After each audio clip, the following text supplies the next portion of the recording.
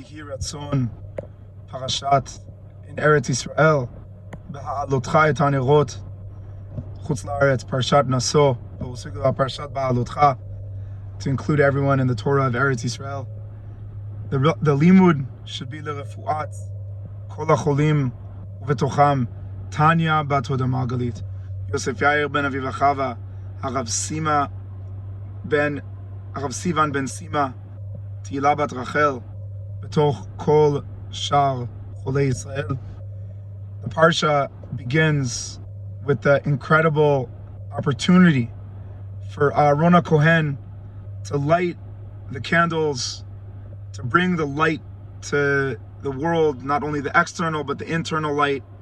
And there's so many beautiful things to add here, but there are three words in the story of the lighting of the menorah that people have spoken about for thousands of years. It says at the end, when Hashem commands him to do everything about the menorah, at the end it says, Vayas ken Aharon. He did what Hashem told him to do. And this addition is seemingly obvious, and it's nowhere else. Hashem commands Moshe to do something, he does it. Aaron, he does it. Am Yisrael, they do it. Right? What is this, suddenly like, oh, just to remind you, Aaron listened to Hashem. So Rashi is bothered by this. So Rashi says, no, it's not that he did, but milamed shelo shina, that he didn't change from what Hashem told him to do. So the Meish Shiloach, the Ishbitzer Rebbe, taught to me by Mori V'Rabbi Nitai Harari. The Ishbitzer Rebbe says, this is also not a good answer. What do you think? Usually, Aaron HaKohen would change things. Hashem would say, do X, and he would do Y. Hashem would say, go left, he would go right. Aaron HaKohen never changed things. What is this answer?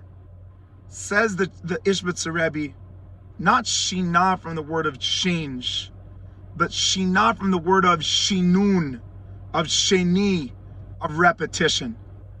Aaron HaKohen every single day would light the menorah. And it's an act that easily could be special on the first time, maybe on the third time. But at some point, you say to yourself, listen, this is getting a little bit annoying, like same wick, same candles, same light. Let's add a little bit, maybe a little bit of sparkles, maybe put different color oils. And the idea of Aaron HaKohen was that although he did it again and again and again and again and again, he all the time felt like it was like the first time. He always felt that it was Chadash.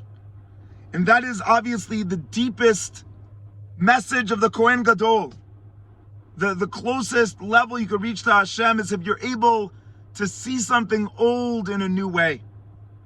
And so Baruch Hashem, we're Zoche, this Shabbat, to close up an incredible year with so many incredible chevre and incredible staff. And you sit there and you say, but wait, for 9 months, we've done the same exact thing. Woke up at 5:45, learned Chovarat Tamidim, davened, did Soul Street, learned Gemara, then learned Halacha, then learned Tanakh, then learned either Chassidut or Gemara or a Chavruta at night, and again, and again, and again. Ribono Shel Olam, what's the big deal? Right? We've done the same thing, repetition. And there's something so beautiful when we come to this moment that you realize that although the external is being repeated, the people are not the same. And the concept that I told the Chevre is that, when you're preparing for the last Shabbat to speak about your journey, speak about who you were when you came in, who you are today when you leave, and what are the roadmaps that took you from A to B. That you are always new. That you are always able to think different, to look different, to sound different, to change your mindset. And the message, the essence of having a relationship is that I care about the person, not about the clothes. The clothes, beseder, they'll stay the same. The midbar for 40 years, shalom balu, the clothing will look the same. But the person that's wearing them is not the same. And I'm zocha at this same moment to approach my 40th birthday. And I'm thinking a lot about what is new, what is different about 40. At a certain level, what's special about 40 is that there's nothing new.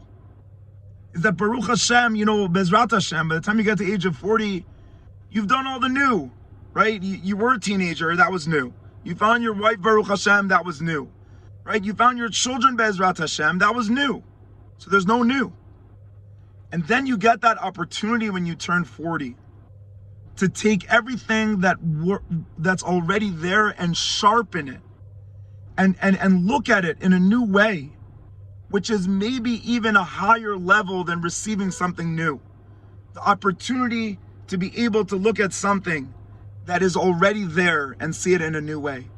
My bracha to every one of the incredible Talmidim that are taking their journeys now into their new stages is that no matter how externally things are the same, that you always feel that the essence of everything is the person that's doing it, and constantly feel the ability to know that internally everything is new. And the more we're connected internally, the more we feel HaMechadesh Betuvo B'chol Yom Tamid.